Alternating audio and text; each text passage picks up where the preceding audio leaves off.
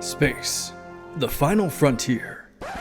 Well, okay, not really. All right, take two. Here in the Mitten State, welcome to Code 47, bringing you all things Star Trek, spanning the quadrants, the best thing since the neutral zone.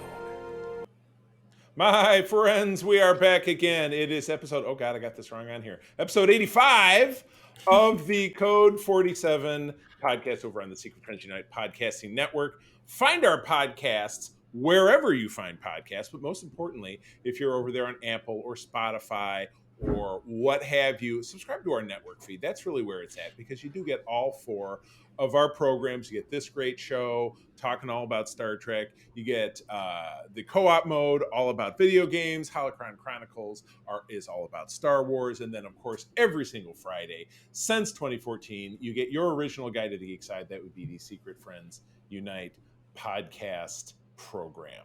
Welcome to our show. I am Charlie Carden, Fleet Captain. We are all in uniform today because you are potentially listening to this when it drops on Halloween, October 31st, which is tomorrow as we're recording this. But I am Trek Lord of West Michigan, your humble servant, Fleet Captain of the USS Grand Petoskey, Charlie Carden. I am joined, as always, by my stalwart shipmates here in this shuttle pod of doom. That would be... Wait, what? Oh, didn't I tell you? That's Shuttle Pod 1. What's going on here? Oh, boy. That would be... I did not sign up for a suicide mission. Thank you. Boy.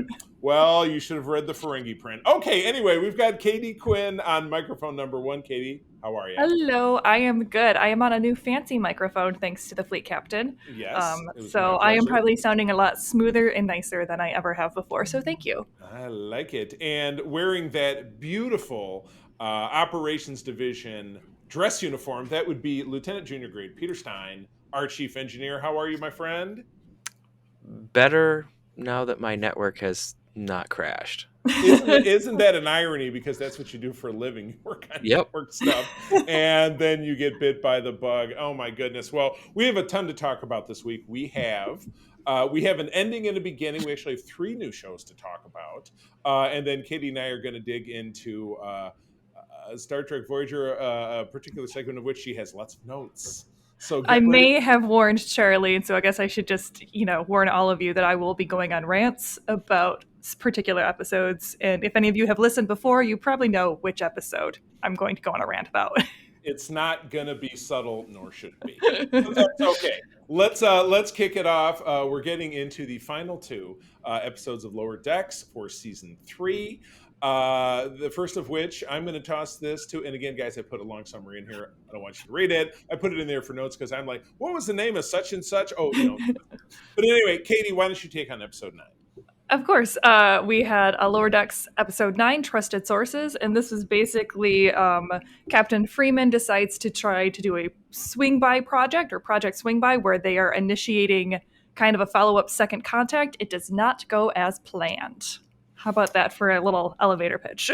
Not go that, you know what? It has the essence of beautiful sitcomery.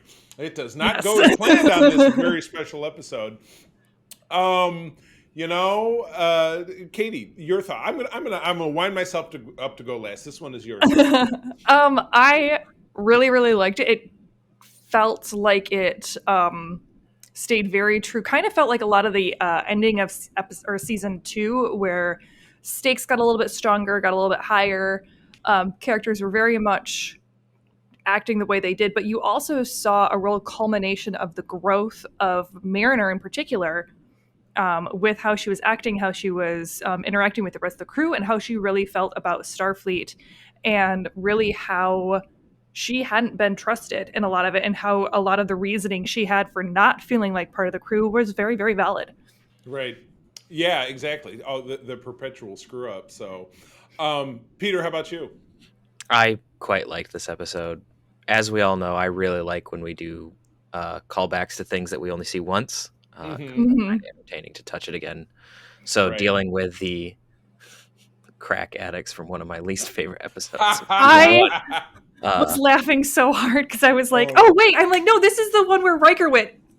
Yeah. Because that's the only part of the episode that I Kirk's remember. son freezes Riker. Yeah, exactly. It was Kirk's son, and then it was Khan's lieutenant played the guy on the other side. Yeah. So in that episode. I quite liked how like they had the Onarans, like they had turned themselves around, but they turned themselves around in a not terribly healthy way either. Right, workout freaks, exactly. Fitness nuts. It's like, yeah, which makes sense. Like here's a mural of the Enterprise flying away, and here's a mural of when we kind of lost our minds going through withdrawal. It was like, yep. It was very beautifully artistically rendered, though. Right? I gotta say, it's amazing that somebody going through withdrawals could paint like that, but maybe it happened a good deal of time afterwards. Maybe happened afterwards, yeah. But like, I enjoyed that they did that. I also liked how they brought back the Breen. Mm-hmm. Oh my gosh, yeah, we haven't seen the Breen since DS9. Great, and also just like the whole like I have to say again, the way that they render these starships is just fantastic. Right. Oh, absolutely. They had a beauty pass right at the beginning that was very evocative of Voyager's kind of pass through, where you see that they're at warp speed, but you can tell there's a star in the far distance. So you watch the shadow on the underside of the ship go from one side to another. I mean, and again, rendered in animation, you're like, wow. So I have to ask, have any of you noticed the koala in the intro? No, I have been skipping the intro because I've been watching with you. Yeah, no, when they go through and it does the like kind of noise with where they're making the Star Trek swoop, in the intro there is the koala. It's made out of the nebula. I paused it because I noticed there was a face. I just didn't like sit there and go like, "What is this?" Yeah, no, I rewound it because I noticed that a couple episodes ago, and I was like, "Oh my god, I think that's a koala." Now I just want to watch the rest of like Discovery and look for the koala. Yeah, and like the newer seasons where they do that, and I want to see if the koala's there. Could this be the modern Trek's Age's answer to the number 47, a koala?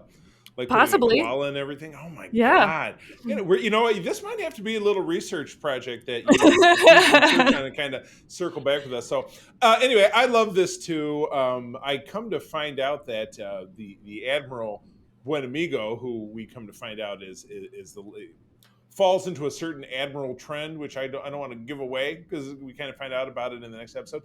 He's voiced by Carlos Iwasaki, who is the father of Rock over on Prodigy, the young girl who voices Rock, his father and son. Had no idea. And I like him. He was in a show called Reno 911 back in the early 2000s. If you ever watched on Comedy Central, yeah, he was the. That's where I know him from. Okay, yeah. and he's the Taco Bell dog, Yokiro Taco Bell. I did not know that. That's probably why I recognize the voice. You see? Yeah, exactly. So. Well, and you do get at the end, you kind of get a vibe for what's happening because, they meet the Breen, the Cerritos does, and they're getting their asses kicked. So this new Texas class automated ship comes in and kind of saves the day. And it's this secret project that he's been working on. When they first did it, I was like, is this Section 31 showing up? Because I don't recognize this. I wondered. And then it was like, oh, it's automated. I was like, yeah, I mean, props to you for not going back to the old Section 31 trend because I'm a little over it. I mean, we did have that. We did have that spoof with Boimler. I thoroughly appreciated that one. Yeah, and so if Section 31 shows up with William, I will be totally on board with that. I think that would be a great way to introduce them. I like it, but it has to be with him. Oh, absolutely. I just don't want to have another like. Well, yeah, I mean, Admiral Marcus sort of deal, exactly. Another lousy admiral. So I love that we finally got the culmination of the dreaded Starbase 80. That you have these guys. These guys, Starbase 80. Yeah, they're essentially wearing like rumpled, like dirty suits, and they have the old TNG comm badges, which I thought was funny. And when he has to see when Freeman calls at the end to find out because. It's assumed that Mariner is the one that torpedoed the ship in the interview, and that's why they end up looking so terrible in the news from this news reporter who is voiced by, I had to look this up, the person voicing the reporter, if you followed Parks and Rec, was the one reporter on Parks and Rec, Shanna Mulway-Tweep, if you watch that. I had to look it up because I'm like, this is okay, again, why she sounded familiar. Yeah, exactly. So, but yeah, no, ends up on Starbase. So he calls, says, well, I'm calling to talk to Beckett Mariner. And he's like, wait a minute, he's got old school Rolodex looking through. So it's just. They also had like the minivan version of the smart car of shuttle pods. Oh, how funny. Yes. Oh, my God. It reminded me she reminded me very much, especially with like her little automated camera thing of The Expanse, the reporter on The Expanse. Oh yeah, who was sneaking around. She reminded me of her and of Allers from Mass Effect. So there's a little bit of both going there. Definitely. I guess reporters in the future just right over my head. But yes, it's traveling basically with the droid, like in Star Wars. So, so anyway, yes, we do find out at the end of the episode that she's now run off, which we all were pretty sure was going to happen, and she's hanging out with the basically Star Trek's answer to Dr. Aphra, Petra, Aberdeen, and they're running around doing archaeology. It's Indiana Jones in space. Yes, exactly correct. Which we get some nice satisfaction of in the season finale. Peter, episode 10 is yours. All right, it's episode 10, The Stars at Night. In the fallout from the previous episode with the Texas class, the California class could potentially be all mothballed. And so they set up a race to try to deal with that. And we also see a bunch of mess from that. And more mess. Yes. And there's more mess. So much mess.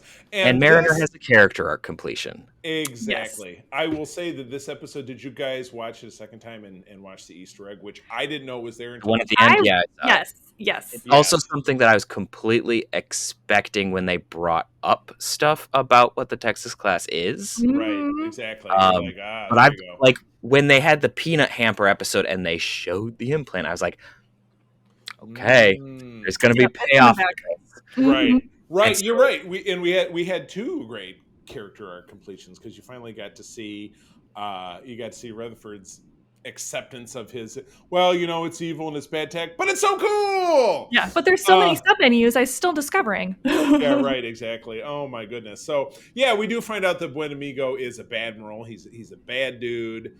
He comes right out and says, man, once you make admiral, you're plateaued. You're not really getting noticed anymore. People, don't really care about what you do. So I had to come up with this Texas class AI. And yeah, it's evil, but, so what? Well, in the long tradition of the kill all humans and the robots, the Cylons, and, Bender from Futurama, the Texas class turns bad. And it mostly blows up. In a very creative way. Like it did have a very organic through line because of Rutherford's, which I had said that I didn't really love, like how much exposition heavy his episode was, but it did feel like it had a really great through line with it being the AI that he had developed, which was evil, that he had then spoilers based Badgie off of. So it was very emotionally unstable AI with the daddy issues. Oh my goodness, Badgie! I know, it's the worst. So Badgie returns, but with see the evil trifecta in the next season, I'm sure. Exactly. Oh, I know, but it's going to be great. It'd be fantastic. No doubt about it. Now, it took a whole season, but we do have back the T'Lyn, the Vulcan, the overly emotional Vulcan that we saw in the Wee Doc episode at the end of last season. And this brings back a character, a costuming note, which I was very enthusiastic about. Now, I told you guys that for Grand Rapids Comic-Con, I did have Donovan, who's the guy who built our chair. I commissioned him to build all the Voyager rank badges, the provisional officers badges. She's wearing one. And we actually also end up seeing one in the first episode, in our next segment, which is talking about Prodigy. Yeah, so that's fun. I'm going to use those provisional badges. I might sprinkle those around on some of the uniforms we have on the mannequins. I was very, very excited to see her come in. Yeah, so that'll be fun. So since they said she was getting reassigned. I have been waiting. I can't believe I had to wait an entire seagoing though to see her. It took a long time, but it's fun because she's going to be all Vulcan-y, and then Tendy's going to be all Tendy-like, and the two of them they're going to be the odd couple. Oh, it's going to be beautiful. I'm so excited. Yeah, it's going to be good stuff. Other thoughts about the episode? I say we have to talk about how Shax had his dream come true of being able to eject the warp core, because that might be my favorite scene in the entire series so far, of people like clapping as he's crying and walking through. He's so sensitive. I know, and that's the thing, is there's this beautiful payoff because he's the big bear, and at the beginning of the episode, Boimler does a pretty spot-on impression of him. I talk about the prophets more than Ferengi. That was a great line. I was talking so fast, I think I missed that.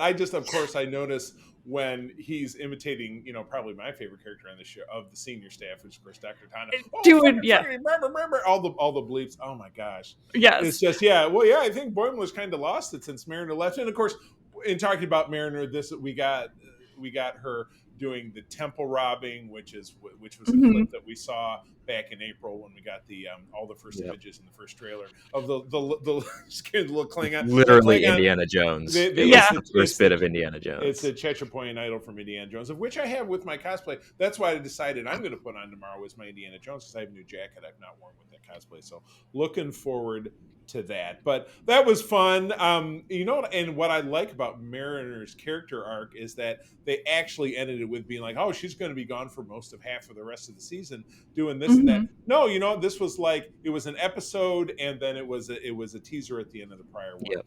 And they wrapped it up, and it was good. Plus, you got to find out that Petra wasn't really a bad egg, because she was working for Picard. She was actually doing a job. So yeah.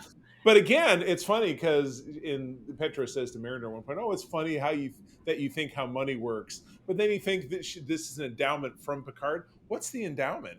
Bottles of wine, like a whole shipment of wine. And if he sells wine to the Ferengi, he has Latinum. So yeah, that's fair. I mean, he might not necessarily just sell it to Earth or the Federation." Right, exactly. And I will say that, because I had initially, this was all stuff that we had kind of predicted happening. And I will say, because I had said that I would have been really bummed if they kind of did this kind of one and done with Mariner as far as the episode goes, of her leaving and then coming back. But the way that they did it really felt complete, and it didn't feel rushed. So even though it was kind of a one and done deal, I wasn't upset with it coming in the way that it did. Yeah. Good. I also have to say about the warp core thing, just because that was also one of my favorite beautiful parts. I love how there was the double keys to do it.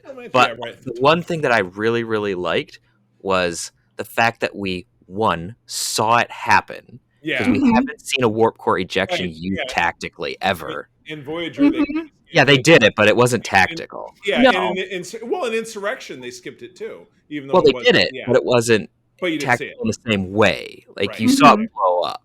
Yeah. But so you're seeing it come out of the ship, tumble, and then detonate and destroy everyone. Which at least the nerds of us who read warp core schematics are like, yes. Also, also the Cerritos dropped out of warp like it's supposed to. Yeah, and it fell, and it was going spin out of a wormhole they did it into darkness. Right. So it's just okay, you did that and you did it right. Yes. But also let's talk about the emotional payoff that came with that, because the ship comes back. What was it called? The Alito. The Alito. The Alito comes and is just wailing on the Cerritos. So you're like, okay. And another ship pops in, and you're like, okay, this is where the Titan's gonna come, even though they already said Titan's across from the galaxy. They're not getting any help there. And it was every single California class ship really that cool. came in to save their ass. And rattling off all the California town names that make them up. So the Sherman Oaks was the one that made April go, Sherman Oaks? That's kind of a ship. That was awesome. All right, so in wrapping up, one prediction for season 4, which obviously we'll see in August of next year. Yeah. My prediction for season 4, we're gonna get the evil trifecta of Peanut Hamper, Badgie, and Agamus. Yeah, we're gonna get all 3 of those guys in the next season doing some batshit crazy something. Like together. Yes. Oh. I think it might be that they're antagonizing the entire time, and then at the end, the climax is going to be them coming together for something. Yeah. But at some point, all 3 of them are going to be working. Yeah. And I think you're going to start seeing Mariner ranking up, or working with ranking up, and then kind of the struggles with her friendship and how that manages with maybe her and Boimler becoming a little bit more competitive and getting a strain there. Right. Oh, gotcha. That would be a nice character development bit. Mm-hmm. You better believe it. Cool. Oh, awesome. I love, like I said, and I've said consistently throughout this, Lower Deck season 3 has been for me a highlight of the series. I think that I can't tell you that there was an episode this season that I was like, meh, because I found each one of them to be pretty redemptive. So. It's one of those shows where I'm like, okay, they're going to have a bad season at some point, but really each season has been consistently better than the last. Growing on. I know. I love it. Well, cool. All right. Well, let's move on. And I'll take this one on since there's 3 episodes and 3 of us. This is episode 11 of season 1 of Star Trek Prodigy, which left us back in February. I had to look it up. I'm like, I wonder the last time this was on. This episode is called Asylum. So our gang, weeks after the big shootout escape from Paz Lamora, they have done some missions along the way, but they're working their way towards the boundary of Federation space. And you have to remember that the Protostar itself is essentially a transwarp vessel, as I recall. So moving across, and that's also established in some dialogue in a holodeck recording that we see later on in the episode, is that it can make the journey between the Delta Quadrant. I don't know here. Let's see the map. There you go. Watch my finger to the Alpha Quadrant. Anyway. So that is what our folks did. And so they do finally reach a very distant comm station that has a single officer, a Denobulan. I had to look that up because even looking at the animation, I didn't really. I knew it was Denobulan right away. Of course you did.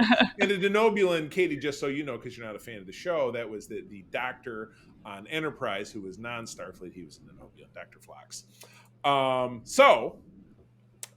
They, in all this way, Gwen's kind of struggling with getting peaks of her memory back. She's seeing the diviner, her father, saying, "It's your." What is he saying? You're the weapon. It's the weapon. You're the weapon. Yeah, very Palpatine-like. He's got that Emperor vibe. But anyway, they end up at this comm relay with this weirdo officer who's got a costuming error that is driving me right up the wall. But we can talk about it later.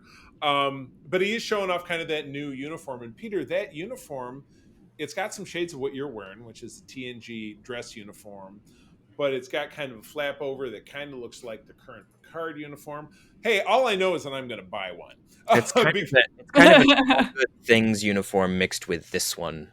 Right. What it looks exactly. like. And they've gone to use the all good things badge with the gold background. So Which I have is to a get a couple great badge. I do. I have it right over there. It's a great badge. I know. So anyway, our crew gets on board. The station with the Denobulan science dude. His costuming, by the way, is he has one of the provisional badges from Voyager, like B'Elanna wore, so Lieutenant Junior grade. But then he also has the pips, and he's like a long. So it makes me wonder: is this because he's out there and nobody's checking up on him? He just can dress however he wants. I mean, that seems to be the indication based on his hair and everything. So. Yeah, right, exactly. He looks like he just rolled out. It's surprising he put the uniform on at all. He's got a rumpled up uniform. His hair's all over the place. He's got a badge. He's got wacky badge and all this different stuff. But anyway, so the station scans the ship. That triggers the weapon, and so the station flips out, and our crew's got to escape from the station because they're all over there. The station blows up, and then at the end of it, we're on our own. They're off on their own again. Yeah, the leaves in an escape pod. Bye. I know. I had to watch it sometimes, being like, "What happened to the guy?" And I'm like, "Leaves in an escape pod. What a scumbag!" And then just make do random crap. It'd be funny. Exactly, because he could order them around. But the second part of it is we have real Janeway on the Dauntless, her vessel, headed deeper into the Delta Quadrant. She watches the holodeck program, which was the Protostar's launching, where we can see Chakotay finally. Very excited about that. But they make their way all the way to the Diviner's planet. And at the end of it, they beam down to spacesuits. Check this out. Her Tellarite science officer, Jason Alexander from Seinfeld. I kid you not. Voyager Legacy, too, because he was in an episode of that show. I know. I couldn't have picked it out. I couldn't have picked it out in a million years. Seinfeld to be able to do that. So. What? Oh, my God. We're not even going to touch that. All right. So, Katie. I am in the same boat, Peter. Don't worry. I don't watch sitcoms. I watch some sitcoms, just not that one. That's what those crickets were that I heard. All right, Katie, I know you're not a huge fan of the lead character of the show. He's getting better. Yeah, what did this episode do for you, just kind of based on your trepidation of our lead? I want to like it. I think that's my problem, is that I want to like it, but there's just, I don't know if it's the animation that really bugs me or what, because it just doesn't feel like the characters have weight. Like, it feels like a very sloppy rendering, I think, would be my big critique. And this is coming from someone who, this should be my jam. Right. Rebels, Clone Wars, Bad Batch, Right. My genre is kid shows that make you cry. Like, that is where I live happily. Right. And so I think that it feels kind of like those cheaper rendered shows that are made for little kids. Okay. Where they're like, oh, they're not going to notice that, like, when Chakotay and Janeway hug, that they don't really touch. Yeah, I noticed it too. They're like everything's really stiff and it's very awkward. like The Sims. It's like, hello, yeah, I am expressing human emotion. It kind of reminds me of like a PS2 game, which is sad because there's a lot of really beautiful rendering. Like, the lighting on their suits, on their spacesuits when they go out, is beautifully done. Like, Zero looks amazing, and I really love Zero and Gwen. Like, Gwen, give me a spin-off crossover with her and Ahsoka just taking over the galaxies. I'd love to see that. Oh my goodness. But depends on how fast that ship can fly. But I just think that time warp, Yeah, it feels like they're not treating it with the same brevity that other shows get treated with. And I don't know if it's just because, like, they don't have the resources to do so. So they're not getting the environments where it feels like these characters are not just models rendered in a prefabricated environment, but they actually, like, live and exist within that environment. But it does feel like it's kind of just like, oh, well, it's kids that are watching this. They're not going to notice. And a lot of times it's not kids that are watching it. It's Star Trek fans who grew up with these shows. Absolutely. Yeah. So it's, I mean, I will say, it's an obvious, it's a wider net to cast to get the kids who love, oh my God, I love Clone Wars. Oh my God, I love Star Wars, but my Star Wars is, the Clone Wars series, and my Star Wars is now Bad Batch, and my Star Wars is this thing or that thing. Which are things that kids can definitely watch, but you're still pulling in that adult audience. Right, exactly. So, so you're right. What's the middle ground? I don't know, Peter, what do you think? About that on the episode. On that, I would tend to agree that some of the animation has some of that weightlessness issue. I think that we could potentially see a change in season 2 because they might get a little bit of feedback, or maybe they'll get the numbers and then they'll be like, oh, maybe we should take this a little bit more seriously. Right. Because I think you're right that, like, because Lower Decks, they take a lot of time rendering. Right. Yeah. Right. I mean, yes, it's a different animation style, but the starships are 3D renders. They're not like 2D anything. Those are 3-dimensional renders. And so I think that if they start to get the numbers, then they can start to put some of the resources into rendering it a little bit differently. It's kind of like with some of the Marvel things that I've noticed, like some of the lighting and the meshing of layers doesn't work well. Like, the characters are modeled well and, like, they move well, but like the way that they interact with each other, and especially the lighting, gets a little weird. Yeah. That's one thing that I always notice is lighting, because right. Yeah. Probably from watching all the documentaries on how much time they spent working on it's a ton. lighting, right? It's a pain in the butt. Yeah. Can't dig too deep in how the sausage is made. No, I totally understand.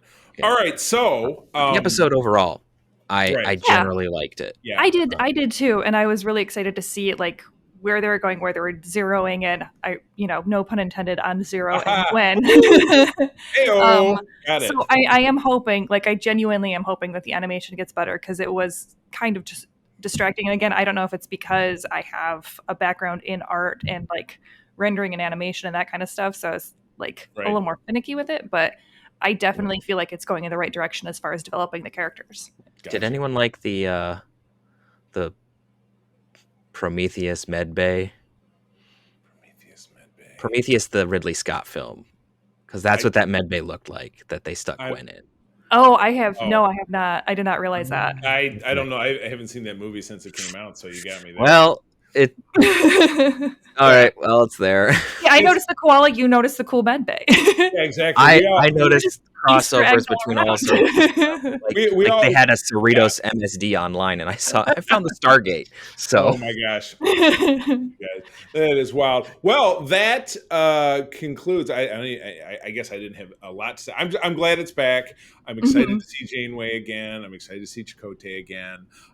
It's going to be interesting to see. I mean, we've gotten some tags. We've got the Outrageous Okana is coming back. We know that that the Prometheus and the Protostar will meet, and that's going to be great. But yeah, it's a tee up. But yeah, this is the Star Trek we have to kind of carry us through the rest of the year, because this will wrap up in December, like right around Thanksgiving? No, Christmas? One of the two. Anyway, we've got 9 episodes left. 9 episodes, 9 weeks. So I don't like math. So so yeah, that'll be just around Christmas. So yeah, there we go. So well, cool. All right. Well, that concludes talking about new stuff, and it is time for Peter to leave us, unfortunately, as we move forward into talking about Voyager. So Peter, where do people find you out there? You can find me on the interwebs at Petrus Aquinas on most platforms.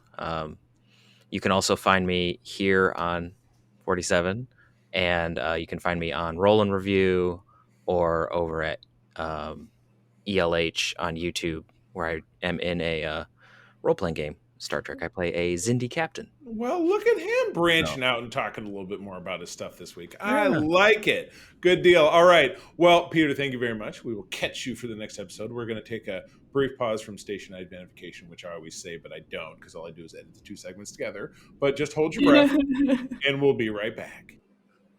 And we're back. That didn't take long, thankfully. But yeah, it's just Katie and me. We're getting back into talking about Star Trek Voyager. We have another 6 episodes to discuss. And I think we're now finally into I'm just giving a glimpse here, what is truly season 2, because, we talked about last week how some episodes were holdovers and whatever it is, but now we're into the crux of season 2, getting into, we're actually right around this time. Because it was funny because this first episode has kind of a Halloweenish vibe with hallucinations and all this different stuff. And but anyway, I'll go first. Episode 8 of the season was called Persistence of Vision, directed by James L. Conway and written by Jerry Taylor, who helped co-create the series, from October of 1995. The crew experiences hallucinations brought on by an alien that puts them into a trance-like state.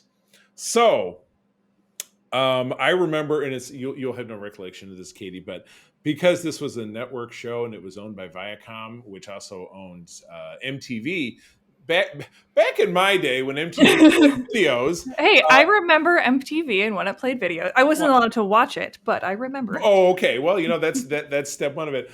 There was, and I've watched this episode over the years, and I've never caught the cameo, but I think it's pretty obvious where it would be at. But there was an MTV VJ called Kennedy. She was a tall, skinny girl with glasses and stringy hair. She was like a tall Lisa Loeb, if you know who Lisa Loeb is. Who was a girl with glasses and long black hair. Anyway, Kennedy from MTV was apparently, I think, one of the crewmen in engineering that you see. So anyway, we run into a race that clearly does not really want Voyager to be going through their territory anyway, in what I consider to be a pretty unremarkable episode. I don't know, Katie, what were your thoughts? I liked the episode as far as it building out Cass and the Doctor, because Cass is able to kind of distinguish what's going on. It's kind of, that lucid dreaming state where she acknowledges that she is hallucinating a lot of the times, and they really, really have to fight her on that. And it was a great way to show her growing telepathic abilities, and also, bonding with her and the Doctor, and what a beautiful relationship they end up having. So overall, I thought it was a really good way to build out and kind of do character development without being like exposition heavy of like, this is the characters and this is what their thoughts and feelings are, because you had their desires coming forth with these hallucinations. So, I mean, like, I always think the Taurus Chakotay line is a little weird. Yeah. Where I feel like they can never really figure out who they want to hook up, because it's like there's sexual tension between Kes and Tom, there's sexual tension between Torres and Chakotay, and then Chakotay and Janeway, and then Tom and Torres. And I'm like, you just think at some point it's just going to break down and just everybody's going to be getting down. Right, and then kind of the Doctor and Kes, and I'm like, okay, everybody just stop and go take a cold shower, please. Yeah, right. Oh, God, there you go. There's an episode named Cold Showers in Space. Cold sonic showers. Cold sonic showers. Yeah, because we didn't get an episode name out of the first part of the show, so that's pretty good. Yeah, no, you know what? I agree with all those things. I was majorly creeped out by the Chakotay Torres vibe. Yeah.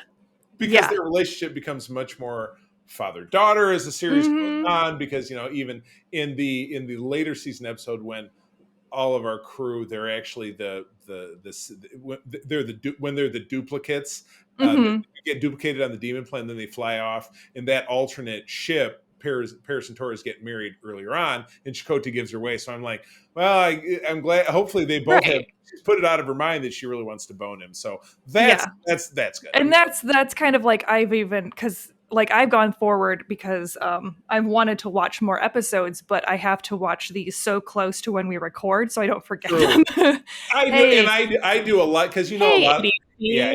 How are you doing? And a lot of my work travel, I'm in hotels overnight. Yes, I'll travel with Roku, so I plug it in, and I'll just grab random episodes. But I've been watching again and again and again for 30 something years. I've been watching like the third season, and there's the episode where Torres starts getting like psychically connected to that race where she has those reoccurring dreams of like her other lover, and she actually goes to Chakotay and being like, hey, I'm having these kind of sexy dreams, and he's like teasing her about him in a very much like a fatherly or like older brother sort of way, where it's a very much a platonic kind of relate. And I'm like, if you were like into him, that would be the last thing you want to talk about is like, hey, I'm having sexy dreams about another dude.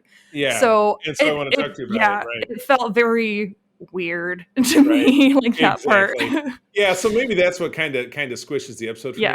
We also get the first version of Paris's dad, actor Warren Munson, who is replaced by a great actor whose name is going to absolutely escape me, later in season 6 when they finally make contact with the Alpha Quadrant. It's actor, oh my God, he's in so much stuff. The guy who becomes Tom Paris's dad. We see him time and again. So Admiral Owen Paris. So add me at Twitter and remind me because otherwise I'll just go ahead and look it up. But anyway, moving on, Katie, I know that we're going to spend some time on this one, and I feel like I'm not going to have much to say about it, so this is going to be all yours, so go for it. So again, if someone doesn't want to hear me go on a rant, you can just skip forward like 10-15 minutes while we'll talk about Cold Fire, but in the meantime we're going to talk about tattoos, tattoo, that's what it's called. And this is just one, and this is where Chakotay encounters non-humans who have the same tattoo on their foreheads as he does. And what the fuck? Just so many what the fucks. I want you to know that while I was watching this episode, I messaged Charlie and I was like, Charlie, I have to warn you, I'm taking notes. I am writing a goddamn essay because I have so many thoughts about this episode. Okay, slow down. New name of the episode, the WTF meter. So, first, I know that I have prefaced with saying that I wasn't going to rant about Chakotay's character after we initially talked about the problems of, the fact that they never really established what Indigenous American tribe he was from, or like the kind of loosey-goosey way that they play with him, and also the fact that Highwater, their, Native American consultant, was a hack, but Highwater is not an excuse at this one. Like, you see, and I don't know anything about you. You dug deeper than I did. I never knew. Well, so they had a real consultant who had a supposed consultant who I think says he claimed he was from, I believe, the Chippewa or Cherokee Nation. Forgive me if I'm getting that wrong, but it turned out that he did not have any roots to any of those tribes. And and basically was just working as a consultant in Hollywood and on several different series. And even at this point in time, he had been known to not like that his credentials were not valid, but people were still using him.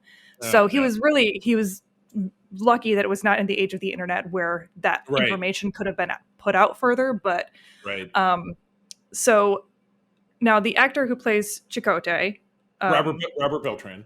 Yeah, I was a little impressed because I'm like, oh, I know that he is Mexican American. So I'm like, cool, they're actually putting him in Central America. That would make sense as far as like the actor's heritage go, that he, you know, they're putting him more Central American, maybe Guatemalan or, you know, El Salvador, where you would have Mayan ancestry. Cool. That sounds good. Awesome. Right. But then you've got people coming with very like Hollywood style, like feathers and like Native American, you know, representation, where I'm like, so what are they doing in Central America? Who is the rubber tree tribe? What is this tribe they keep talking about with the rubber trees? Right. So then they're talking about the sky gods or the sky spirits. So I'm like, would you please just pick a lane? Like there is so much rich heritage, like with, you've got the Quetzalcoatl and all of these amazing gods and lore of the Mayan ancestry, which the Mayans were prevalent in that area as far as like ancient indigenous culture. So why would you not just take from that? Like, again, why are you going off of Native American ancestry when you're not even in the United States at this point? You don't even want to say off the reservation because even that's too loaded. Right, exactly. Like, this is not even this. You're in a completely different section, which was just so. It was so Hollywood whitewashing. It was painful to watch. My gosh. And then, so Charlie, I have a question for you. Okay, I'll do my best because these guys, because he finally meets the sky spirits, which are these ashen, pale-skinned, blue-eyed motherfuckers. I mean, you know, if you're gonna go for broke, go with your ashen, down, pale, blue-eyed. To say that 4,500 years ago, they discovered a race with no culture and no spoken language and nothing to speak of, but they respected the land. So they didn't have culture, but they also respected the land. So by Western standards, they didn't have culture. Wouldn't that be their culture then, respecting the land? Exactly. Yes, exactly. That's what I was like. I'm like, I'm sorry, you did not just what? Okay. So you not what? Okay. Huh? Where? So then they give them culture.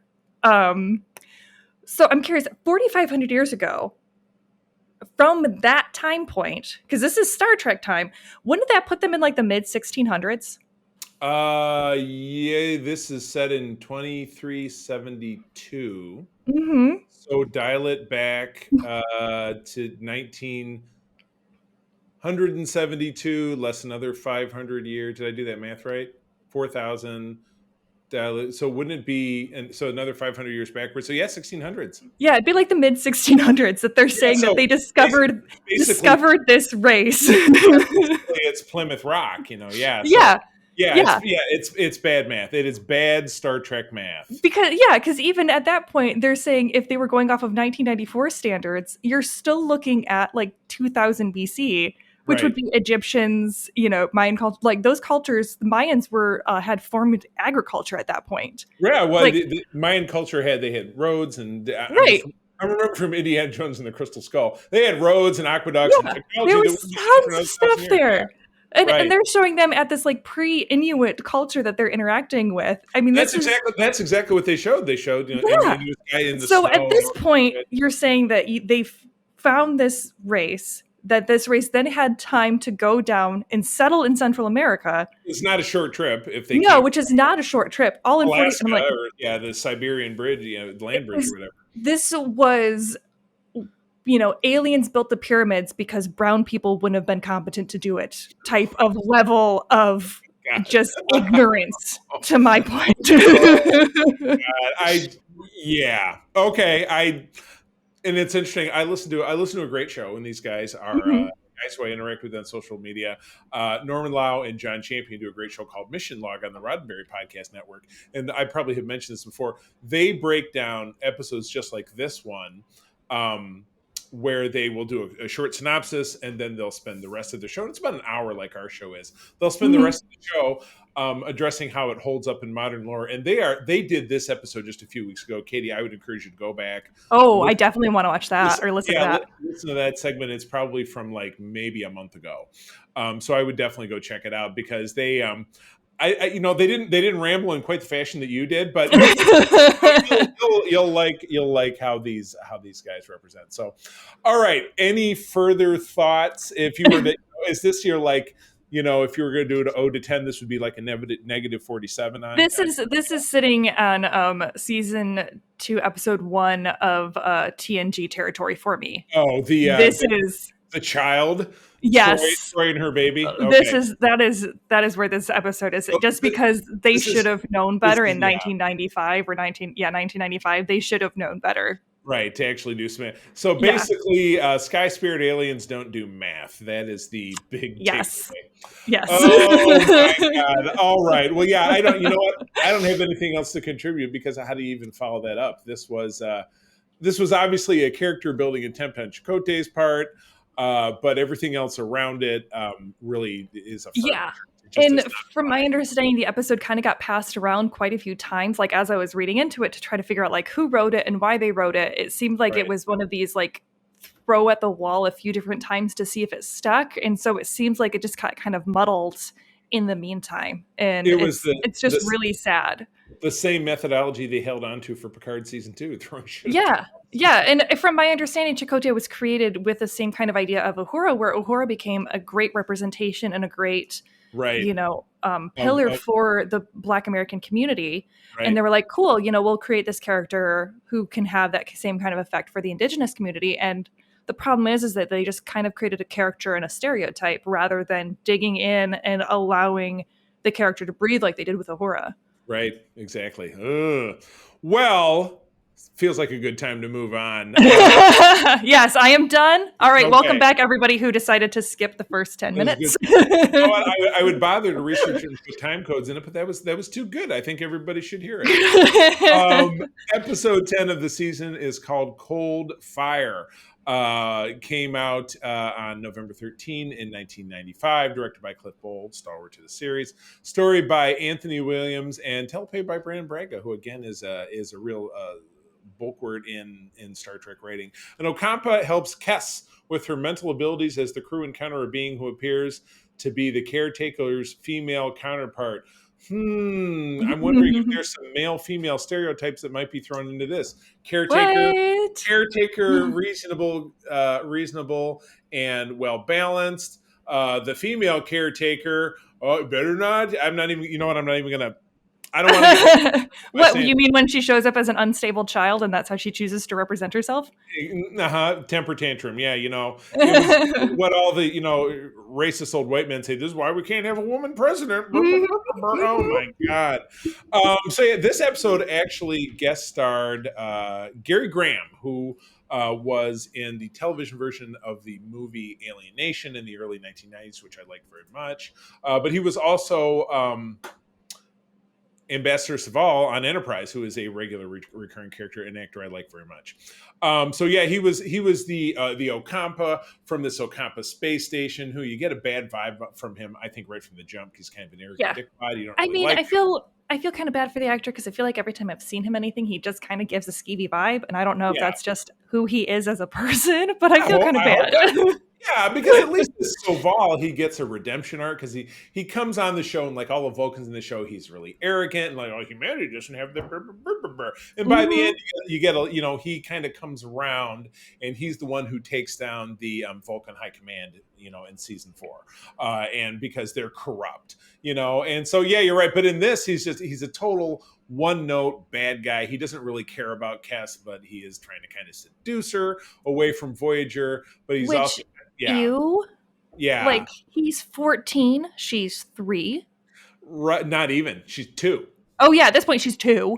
Yeah, but I mean, this guy's like, well, we have longer lifespans because I'm 14 and my dad lived to be 20. Ocampas are supposed to live to be 9, I think. The oldest was 9 as far as Kes knew.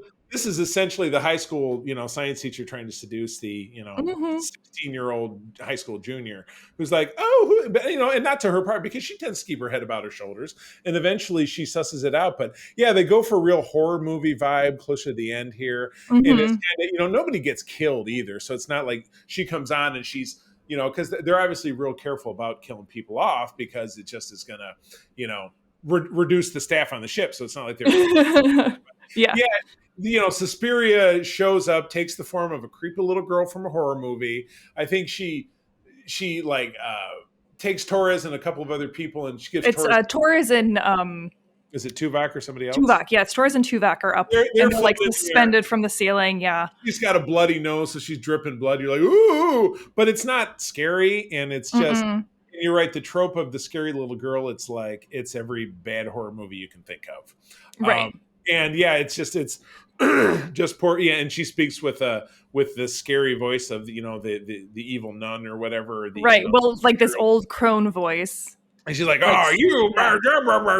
Exactly. So, yeah, I consider this to this is a furtherance, I think, at least of Cass, of her, the main through line of her character, the development of her psychic abilities and her growth as a character, which is what we hope for any character on the show. But overall, very clunky, very tropey.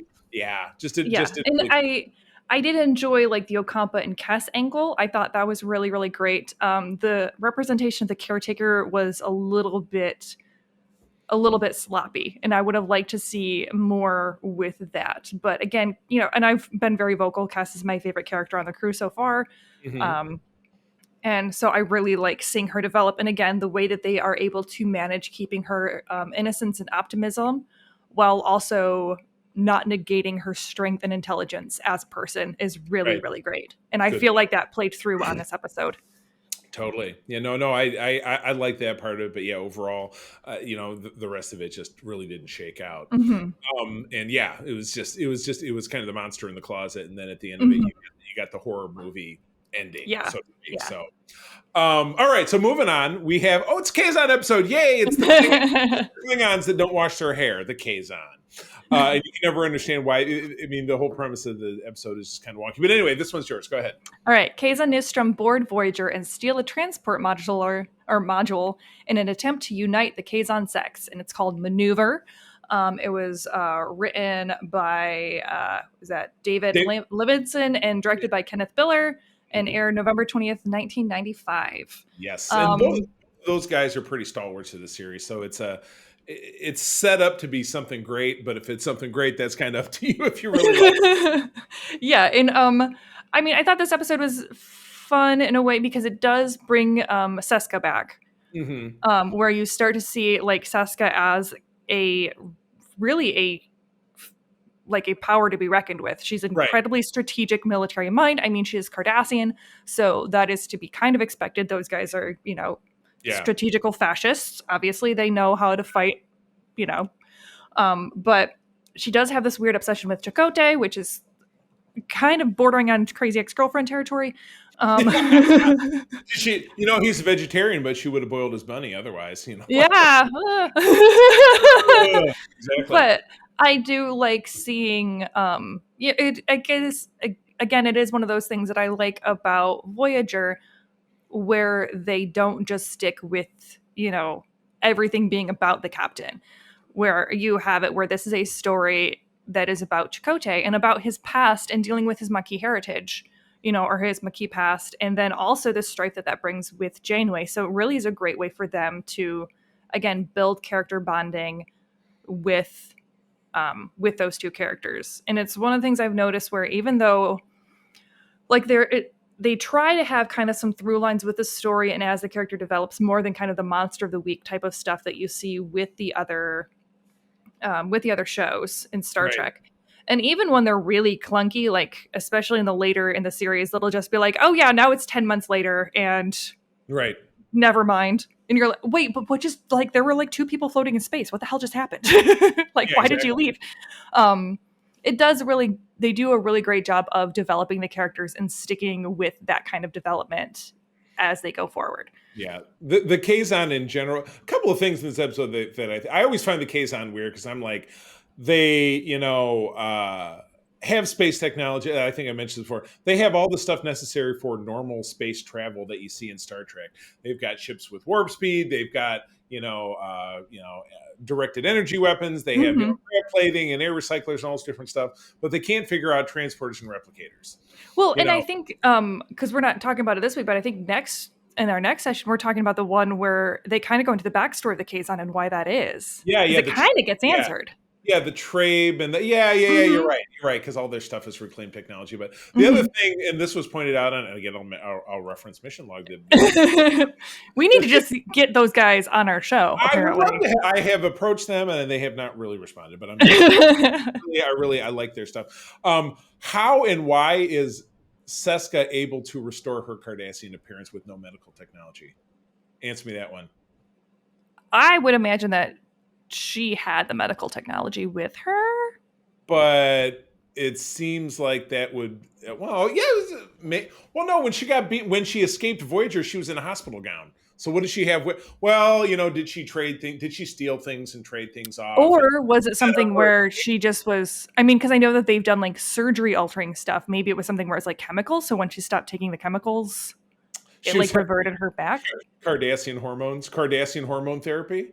Possibly. I mean, yes. That kind of altering stuff, or maybe, I don't know, but that is a very good point. So anyway, Chakotay and Tuvok are kind of my two favorite Voyager characters. So this was a Chakotay episode. And you're right. I really liked when he and Janeway finally faced off at the end, and then you saw the sum of, Torres goes to Janeway and pleads for, I know he ran off, and he's a very private person, but he's very deeply hurt by the fact that he screwed up is making this whole situation happen. Right. And then for him to, and at the end she says, well, you make my job very difficult by being the first officer and not following the rules. He says, I put you on report in case that means anything to anybody. And he says, it means something to me. It means that I let you down, which reflects the depths of his character. He's very Starfleet at his core. That is a Starfleet principle. Stand by your word. This uniform stands for something. And then, and he cares for her. She cares for him. And it's the beginning of the emotional complexity for all the JC shippers out there. So ship on. This was a good episode for that. So I liked it, but yeah, the whole the Kazon just kind of rubbed me the wrong way, and it was no big shakes when we didn't have Kazon anymore. It was totally fine. Yeah, it really was. Oh my gosh! All right, so moving on. Episode 12 is Resistance, directed by Winrich Colby, who again, big part of the show. Started by Michael Jan Freeman, who is actually a Star Trek novel author and has been for 30-something years, and I follow him on Facebook, so I get to see his postings from time to time. And Kevin J. Ryan, no idea who he is. Teleplay is by Lisa Klink, who was one of the main story writers of Voyager, and I think this may have been at the beginning of her Voyager career, because she came in after the show had already been going.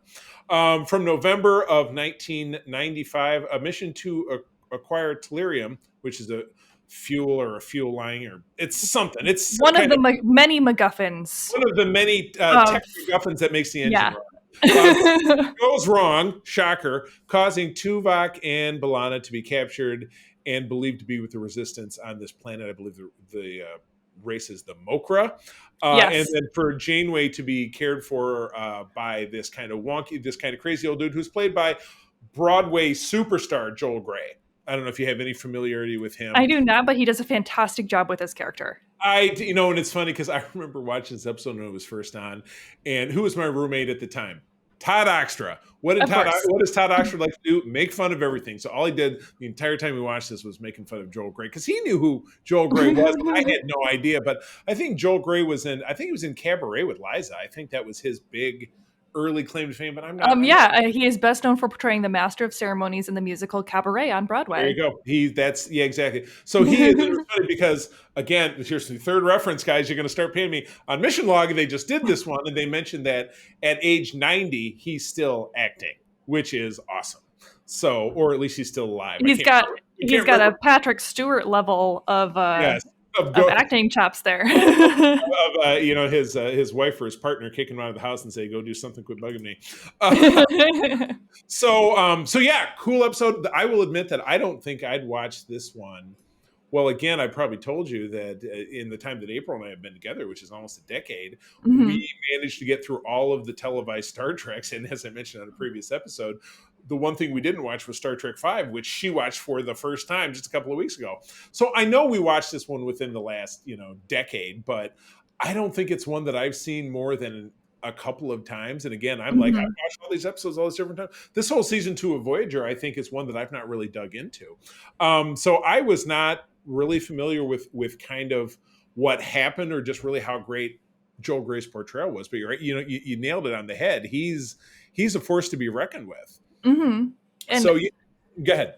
Oh, I was just gonna say, I really honestly, the Tuvok B'Elanna storyline kind of took a sidestep for me. It was much more about Janeway and his character Kayla. I believe his character's name was. Right. Yeah, Joel Grey's character Kayla, because it's very clear that he has late stage dementias. He believes that Janeway is his daughter, who has passed. You find out at the end, and he's looking for his wife, who he thinks has been captured by the Resistance, and you find out was captured because she was waiting for him to help her with something. And so he's just got a lot of guilt and a lot of strain. And Janeway is trying to navigate the situation. And, she does it with the firm, gentle hand that you see Janeway use a lot, which is, she's never cruel to him and being like, what the fuck are you talking about? Obviously I'm not your daughter, but she's gently trying to like correct him, be like, okay, well, yeah. I like he gives her a necklace and she's like, I don't think you should do this, and all of this kind of stuff as he's trying to navigate this. And, it comes to light all of the things that he has done and how he really blames himself. And at the end, he kind of tries to redeem himself by saving Janeway and subsequently dying in the process. And she kind of gives in to his delusion by telling him that she forgives him. Right. And that mother forgives you, and everything's going to be okay, because she just can't stand watching him suffer anymore, which was very, very heartbreaking and very, very, moving. Both their performances were very amazing.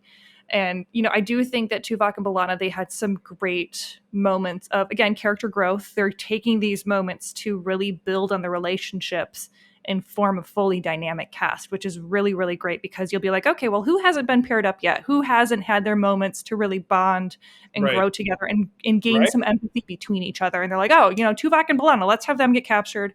And then she has to try to deal with watching him get tortured and being like, I thought Vulcans didn't feel pain. And he's like, oh no, we do. Yeah, but, we're just real stoic about it. we're just not really punks about it. Yeah, you're right. You have two characters that couldn't be any more diametrically different, because Tuvok is a over 100-year-old, stoic Vulcan dedicated to Starfleet principles and stuff. And as you learn about it in his past, he had a whole separate Starfleet career that was in the time of TOS. And he left Starfleet because he really couldn't reconcile how he wanted to live his life versus Starfleet. And then he ended up coming back to it. And then when he meets Janeway, which is just a few years prior to the series, he's with her for life.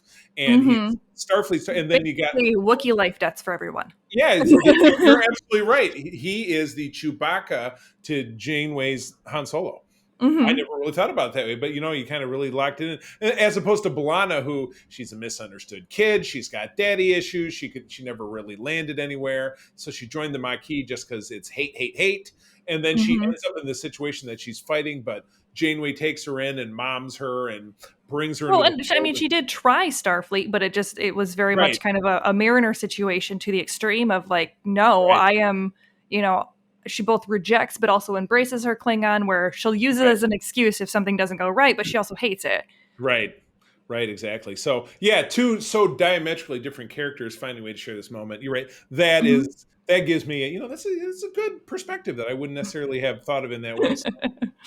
Respect. I like it. Well, cool. All right. Well, let's move on to the last episode we're going to talk about, which is Shades of Badgie and Shades of the Agamus and of the Admiral Buenamigo. Yes. We're about to kill everyone. All right, it's yours. Go for it. All right, we've got Prototype, which was written by Jonathan Frakes and directed by Nicholas Correa. Other way around. Directed by Jonathan Frakes and written by Nicholas Correa. Aired January 15th of 96. And we have the crew finds and reactivates a robot's body, which was adrift in space only to find themselves in the middle of a war when B'Elanna is abducted.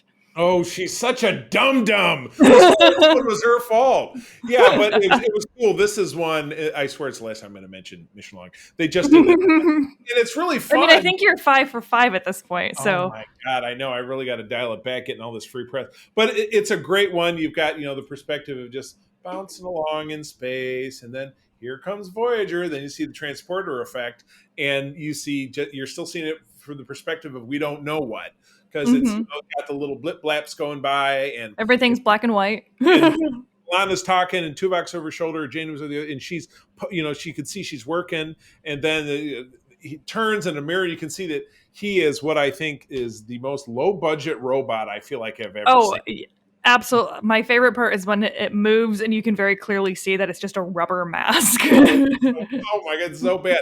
But yeah, this is a story that I think has a great concept, but 1000% suffers from a weekly TV budget because, obviously the visual effects are up to par because these Kravik units, which is the name of the robot species, it's exactly like Battlestar Galactica. And Katie, jog my memory. Is that a show you've watched, the reimagined version of it? Yes, I have. Absolutely adore it. So it's the exact same thing. You had assuming a humanoid species of some kind, create robots to make their lives easier, the Cylons, and those big surprise, as usual, those robots rise up and kill them off, though that's not really revealed to the end, but it's super obvious to everybody. But as the robot culture grows, or no, they didn't really grow because the whole crux of the plotline is they couldn't reproduce, but there ended up being two factions. One had the beige colored. One was gold. One was silver. Right, which is exactly from Battlestar Galactica. She had silver Cylons, but they couldn't reproduce. And so when B'Elanna figured out that she could potentially build another one of these, they abduct her and they barely get her back. And then it's revealed at the end, which is a surprise to no one who's ever watched any science fiction, that this was a robot species that killed off. Their masters, as it were.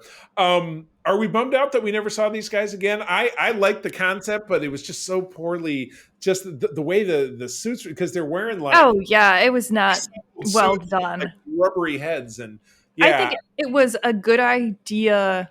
And again, going back to kind of what we've been talking about as far as that reoccurring theme of building character development. So it was a great way to have mutual respect and understanding and empathy brought between Torres and Janeway, because at the end, Torres follows Janeway's instructions the entire time because, she asks, can I try to reactivate? And Janeway's like, yeah, sure. Why not?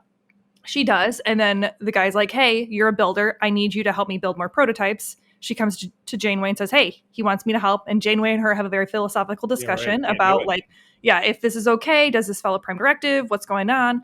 And Janeway ultimately says, no, we can't do that. And so Torres goes, that sucks, but okay, you're the captain. I get it. Right. And so she goes back to the robot, says, no, I can't help you. He says, cool, I'm going to abduct you. Cool, I'm going to abduct you. And then puts her basically a gun to Voyager's head and says, I'm either going to destroy everything and your entire crew, or you're going to help me build this prototype. Right. So of course Torres does, because she's looking out for her crew. Right, and, right. Big growth for her. It's big growth for her that when she was told no, she didn't I'm going to find a way to do it anyway. Because there's plenty of moments with all of the characters. I mean, at some point or another, every one of the characters gets an ultimatum from Janeway, and they're like, I think I'm going to do it anyway. Yeah, literally, 3 episodes ago, Chakotay. Right, but later on, in season 1, it was Tuvok with the projector technology. He was going to, trade away. Or Harry Kim when he falls in love with a weird alien girl and she gives him. When is he not falling in love with a weird alien girl or a hologram or something? Tom Paris actually gets busted in rank for doing it. He becomes an ensign. He gets marinered. So, and it's funny in that episode you say mariner, and it has to do with a planet that's a water world. Mariner. This is fair. But no, I think then at the end where Torres is expecting a reprimand, because that's normally what would happen when she was put in these situations, you can tell she's ready to kind of be like, I did, a wrong thing.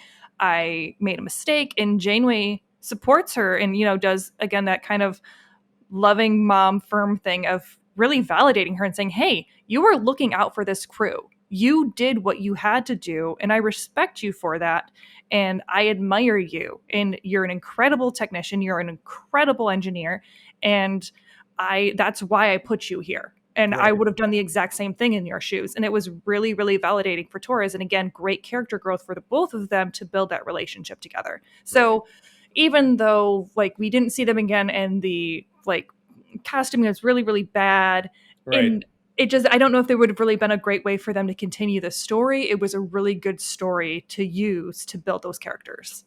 I mean, and that's what overall, if you look at Voyager overall, the benefit of is that with them traveling in a semi-straight line to leave where they are to get closer to home, is that you're always going to have new characters and new conflicts. Yeah.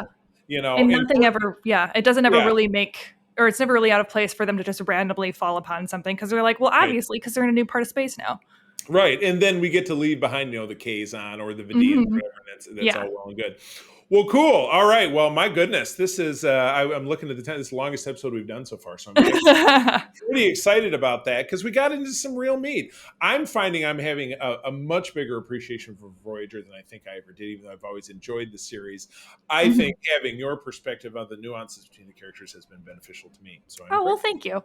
Well, thank you. Got it. All right. Well, with that, we're going to wrap up. I'm going to give an extra special plug before we sign off for the fact that here in Michigan, and again, Peter and Katie and myself are all part of the USS Grand Petoskey, a chapter of the International Star Trek Fan Club based here in Grand Rapids, Michigan. We have a great big show coming up, the Grand Rapids Comic-Con, November 11th through 13th. We're in 2022 if you're listening in the future. But if you're listening right now, we've always had a great presence at the show. But the really big kickoff is that Saturday night. I'm talking about November 12th, 7 p.m. We are having our first annual meeting, where it's going to be a series of awards and celebration of the chapter and a great silent auction for charity to benefit the Make-A-Wish Foundation of Michigan. So if you are in Michigan, please consider coming. Obviously, it's with paid admission to the show, but it's a very affordable show to attend, and you'll be glad that you did. So we really do hope to see you at the meeting. If you want more information, please contact us through social media channels, and we'll answer any questions you have. So with my plug, Katie, where do people find you out there on the internets? You can find me on Twitter at QTGeek. That is Q_T Geek. And then at Instagram on Quintessential Geek. Excellent. And you can find me on just about all socials at the C3, spell it out. As I was already talking about the USS Grand Petoskey, which I run with my lovely wife, April. And you can also find me filling up the content over at the Secret Friends Unite Facebook group. Friends, as always, thank you for joining us. I'm going to tell you that sharing is caring and to keep on trekking. And wherever you go, go boldly. This podcast is part of the Secret Friends Unite podcasting network. Visit secretfriendsunite.com for more great shows, articles, news, reviews, and more. Secret Friends Unite podcasts are available on Apple, Google, Spotify, and other podcast services around the world. If you'd like to be part of the conversation, you can join us on Facebook or our new Discord server, or follow at Secret Friends U on Twitter.